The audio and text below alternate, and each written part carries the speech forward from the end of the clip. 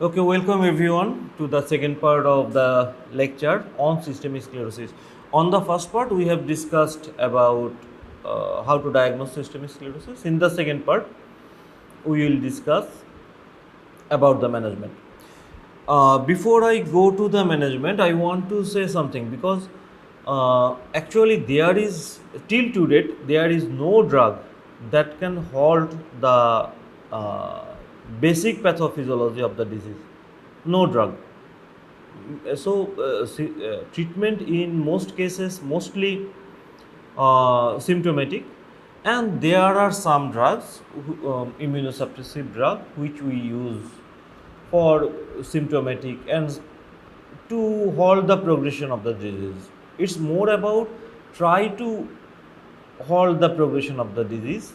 Then we know that this drug will halt the progression of the disease.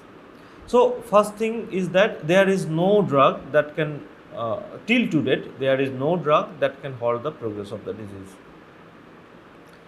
And before I go further, there are some poor prognostic factors. What are these? Older age, diffuse skin disease, proteinuria, high ESR, low gas transfer for carbon monoxide, and pulmonary hypertension. So in a way, what are these conditions? If the patient is elderly person, there is diffuse skin disease, and if there is internal organ involvement. If you see what are the internal organs, if there is proteinuria, if there is pulmonary hypertension, if there is pulmonary fibrosis. So the overall target, what is the overall target? To slow the effects of the disease on target organs. So there we use some non-selective immunosuppressive therapy like cyclophosphamide, mycophenolate mofetil, azathioprine, methotrexate. Now, as we have said, the treatment is mainly symptomatic and to prevent the target organ as long as possible. First of all, how can we treat the Raynaud's phenomenon? For Raynaud's phenomenon, the treatment, first of all, the treatment is non-pharmacological. There is a non-pharmacological part and there is a pharmacological part. Non-pharmacological part is avoidance of cold exposure and emotional stress, use of thermal insulating gloves and socks, maintenance of high coat temperature, loose and layered clothings, minimizing emotional distress, avoiding aggravating factors such as smoking, sympathomimetic drugs, migraine headache medication, non-selective beta blockers. So, what is this? First of all, we know this is an exaggerated response to cold and emotional stress. So, we have to try to reduce it. How can we try to reduce it? Avoidance of cold exposure. If we use gloves and stockings, if we maintain high coat temperature, if we use more clothings, loose, not tight clothings, loose clothings and layer clothings, then we can maintain the temperature. And to reduce the emotional stress if possible, and avoidance of substances that might exacerbate the condition. Like what? Stop smoking, withdraw sympathomimetic drugs, not advise migraine drugs, and non-selective beta blockers like propranolol. So, if these are the non-pharmacological management, and there are also some pharmacological management, and these drugs have specific criteria when to use one, when not to use one. I am not going to detail about this, but the drugs are long active calcium channel blockers and low dose aspirin. We might also use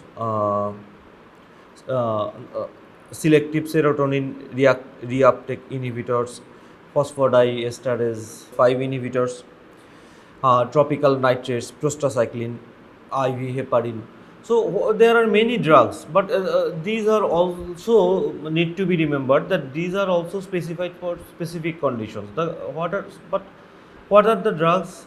Aspirin, long-acting calcium channel blockers, local nitrates, prostacyclin, phosphodiesterase 5 inhibitors, and IV heparin. So these are the drugs which will be used judicially. And how can we manage the skin condition of a systemic sclerosis patient? Frequent topical application of an emollient preparation, periodic cleaning with soap and water, use of topical antibiotics for traumatic skin ulceration, physical therapy, antihistamine, analgesic, tricyclic antidepressant. So, what are the ideas? As skin become fragile and vulnerable to stress, wear and tear, and infection, we have to take care of our skin. We can use emollient to soften the skin. We can use a soft soap, and we can wash the skin so that the infection doesn't take place. And physical therapy, exercise, so the skin contracture doesn't become so severe. And then we might use some symptomatic management like painkillers, antihistamine, doxepin, etc. So for gastrointestinal symptoms, we might use proton pump inhibitor, we might use domperidone for reflux esophagitis. If the patient is having malabsorption, we might use probiotics and other symptomatic management. For management of hypertension, the treatment of choice is ACE inhibitor, even there is renal impairment. For joint involvement, analgesics, and if necessary, low dose methotrexate. And for pulmonary hypertension, again, this has to be assessed appropriately, and there are many drugs which has to be given according to specific conditions. But what are the drugs? We might keep an eye on. At least we should know the names of the drugs. So for progressive pulmonary hypertension, our treatments are phosphodiesterase or endothelin receptor antagonist or IV prostacyclin. So how can we treat the interstitial lung disease? First of all, we have to assess the patient, and then we have to start the treatment. Again, the treatment depends on the severity or the specific stage of the condition. Treatments are mycophenolate mofetil, IV cyclophosphamide, azathioprine, or glucocorticoids. In case of scleroderma renal crisis, the main idea is to control the hypertension and maintenance of renal function as much as possible. The treatment is mainly in ACE inhibitors, calcium channel blocker,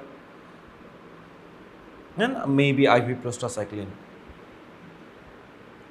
So, if we think how to treat a patient of systemic sclerosis, now we will get a summary how to treat a patient of systemic sclerosis. We will go through this very quickly because the treatment is symptom specific and condition specific, and mainly depends on the staging and patient's conditions. So, what are the manifestations? Raynaud's phenomenon, hypertensive renal crisis, gastrointestinal involvement, skin involvement, interstitial lung disease, pulmonary arterial hypertension, cardiac involvement, joint, muscles, and psychological involvement. So, for this, how can we treat the patient? For Raynaud's phenomenon, we have said for Raynaud's phenomenon, there is a part of non-pharmacological management. For pharmacological, vasodilators, antiplatelet, then phosphodiesterase 5 inhibitors, prostacyclin, endothelin antagonist. For hypertensive renal crisis, first line primary therapy ACE inhibitors, and we might add on ARB, CCB, prostacyclin, renal transplant. For gastrointestinal involvement, for upper GI involvement, dental and periodontal care, lifestyle modification, proton pump inhibitors, prokinetics. For lower gastrointestinal tract involvement, probiotics, rational use of antibiotic. For skin involvement, mycophenolate mofetil, cyclophosphamide, we might use IVIG. Interstitial lung disease, cyclophosphamide, mycophenolate mofetil, azathioprine. For pulmonary hypertension, phosphodiesterase 5 inhibitors, endothelin antagonist, prostacyclin.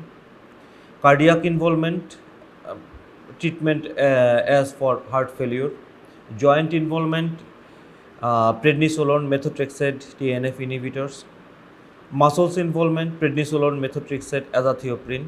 For psychological management, antidepressant, pain control, sleep control. So this is in very short the various drugs we can use for the treatment of systemic sclerosis. And to say last but not the least, there is no specific treatment to halt the disease progression of systemic sclerosis. All the managements are organ specific, system specific, and symptoms specific. And there are also, for all the manifestations, there are some non-pharmacological management or lifestyle modification or lifestyle modification or no, and for all the conditions there are some non-pharmacological managements.